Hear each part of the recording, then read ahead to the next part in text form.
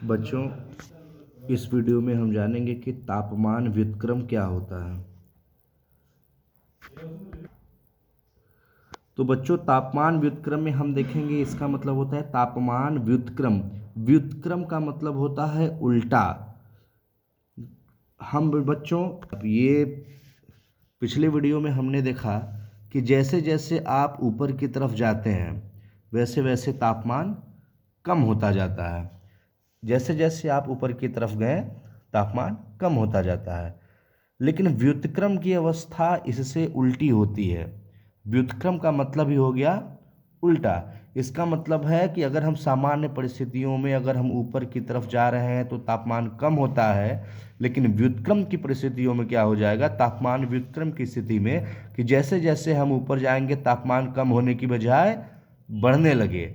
जैसे अगर मान लीजिए सामान्य स्थिति में यहाँ 20 डिग्री है, ऊपर की ओर जाने पर 14.5 डिग्री हो गया, लेकिन तापमान व्युत्क्रमण की स्थिति ऐसी स्थिति होगी कि यहाँ का तापमान 14 डिग्री रहेगा, हम ऊपर की तरफ जाएंगे तो तापमान 20 डिग्री हो जाएगा। मतलब जैसे जैसे हम ऊपर जाएंगे वैसे वैसे तापमान बढ़ता चला जाएगा।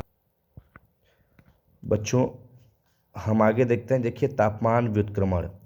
यदि ऊंचाई बढ़ने के साथ तापमान बढ़ता जाता है तो इस स्थिति को तापमान का व्युत्क्रमण कहते हैं।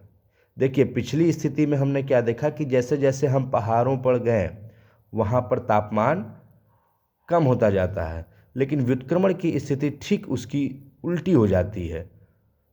ठीक है, जैसे जैसे हम पहाड़ों पर चढ़ेंगे तापमान अधिक होता जाएगा। ठीक है, अब देखिए, तापमान व्युत्क्रमण के लिए किन परिस्थितियों की आवश्यकता होती है, ये बहुत महत्वपूर्ण है। रात का लंबा होना चाहिए, लंबी रातें होनी चाहिए। आसमान एकदम साफ होना चाहिए, मतलब बादल वगैरह ना हो, कोई बिजली चमकनी नहीं चाहिए, बादल कुछ नहीं होना चाहिए। शीतल और शुष्क वायु, मतलब ठंडी हवा हो, हवा ठंडी हो और सूखी सूखी हो। फिर ठीक है, शांत वायु हो, एकदम शांत वायु, उसमें ऐसा नहीं हो कि आंधी चलनी चाहिए, ऐसी कोई स्थिति नहीं होनी चाहिए। फिर अगला होता है हिमाच्छादित प्रदेश, मतलब हिम से घिरा हुआ प्रदेश हो।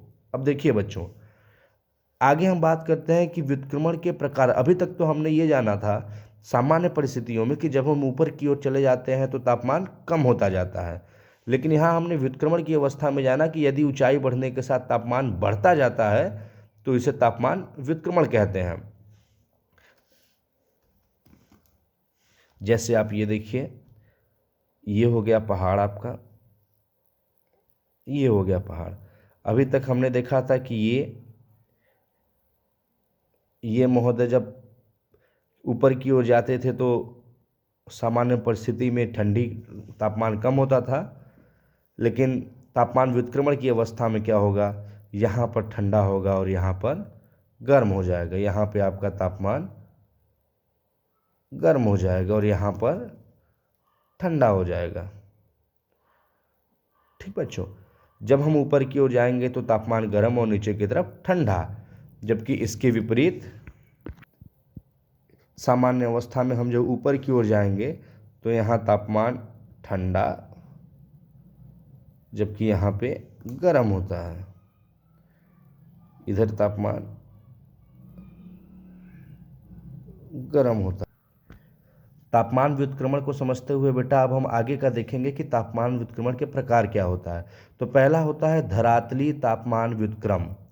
देखिए देखिए बच्चों, होता क्या है कि सूर्य से हमारी विकिरण धरती पर आई, ये हो गई आपकी धरती।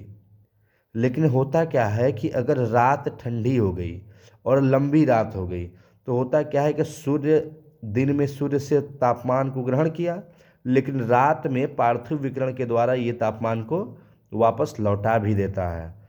जब रात अगर लंबी होगी, इसका मतलब कि जितना तापमान सूर्य से ग्रहण किया उसको वापस भेजने की अनुमति होगी कि ठीक है लंबी रात हो गई, खूब ज़्यादा से ज़्यादा वापस भेजेगा। इसके बाद क्या होता है, इसके बाद होता है अगर वायुमंडल हमारा साफ हो, मतलब स्वच्छ आकाश हो, यहाँ पे अगर बादल रहेगा तो ये जो किरण गई धरती से ये टकरा के वापस यहाँ पे आ जाएगी, धरती पर टकरा के वापस आ जाएगी, इसीलिए यहाँ का तापमान गर्म हो जाता है। लेकिन जब आसमान साफ रहेगा तो ये बड़ी आसानी से वापस अंतरिक्ष में चली जाएगी। इस वजह से क्या होगा कि यहाँ का तापमान ठंडा हो जाएगा, धरातल बहुत जल्दी ठंडा हो जाएगा। ये देखिए नीले नीले स्याही से हमने, नीले पेन से हमने ठंडा धरातल बनाया, और ठीक इसके ऊपर ये हमारा जो वायुमंडल है वो गर्म हो जाएगा। ये अपनी सामान्य स्थिति में रहेगा, गर्म हो जाएगा, जबकि ये पृथ्वी रात में बहुत ज़्यादा ठंडी हो जाएगी। बहुत ज़्यादा ठंडी हो जाएगी तो क्या होगा, यहाँ का तापमान कम और यहाँ का तापमान ज़्यादा। ये बच्चों ठीक वैसे ही काम करता है जैसे ठंड के मौसम में आपको अगर कोई कहे कि ज़मीन पर बैठ जाइए नंगे पाँव, तो आप शायद नहीं बैठेंगे, कहेंगे कि नहीं ज़मीन ज़्यादा ठंडी है, हम नहीं बैठेंगे। इसकी तुलना में हवा थोड़ा गर्म लगता है। इसी स्थिति को कहते हैं धरातलीय तापमान व्युत्क्रम। दूसरा प्रकार है बेटा उच्च वायुमंडलीय तापमान व्युत्क्रम। देखिए, जैसा कि आप जानते हैं कि हम क्षोभ मंडल में निवास करते हैं। अब क्षोभ मंडल में क्या होता है कि जैसे जैसे सामान्य स्थिति में हम ऊपर की ओर जाते हैं तो तापमान कम होने लगता है। कहने का मतलब हम अगर 1000 मीटर की ऊंचाई तय करते हैं तो तापमान 6.5 डिग्री सेंटीग्रेड गिर जाता है।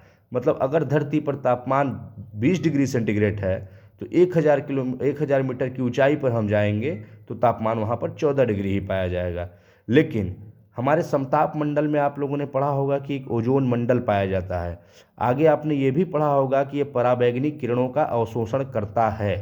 अब एक बात बताइए बच्चों, अगर मान लीजिए घर में डालडा रखा है, डालडा ठंड के मौसम में अंदर रखा है तो वो जमा हुआ होता है, लेकिन जैसे ही हम उसे धूप में ले जाते हैं तो वो पिघल जाता है।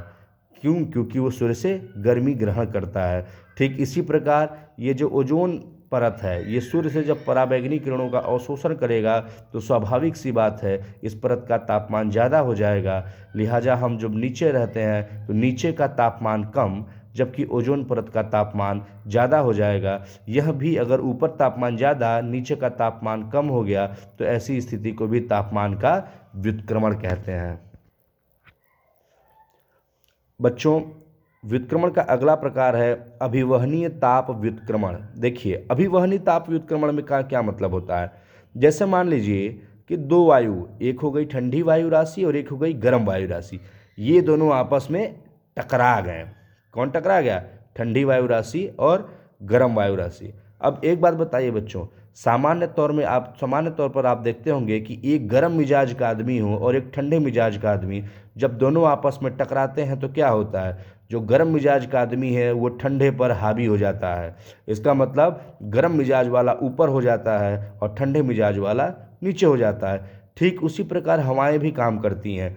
जब गर्म वायु और ठंडी वायु आपस में टकराती है तो गर्म वायु अपने आप हल्की होने के कारण ऊपर उठने लगती है और ठंडी वायु नीचे आ जाती है। तो आप देखेंगे कि यहाँ पर अगर कोई बच्ची खड़ी है, जैसे मान लीजिए इसका नाम सौम्या है, और अगर ऊपर की ओर देखेगी तो यहाँ का तापमान इसको ठंडा मिलेगा, जबकि ऊपर की ओर जाएगी तो तापमान गर्म होता जाएगा। यह भी तो व्युत्क्रमण की स्थिति हो गई। इसे कहा जाता है अभिवहनीय ताप व्युत्क्रमण।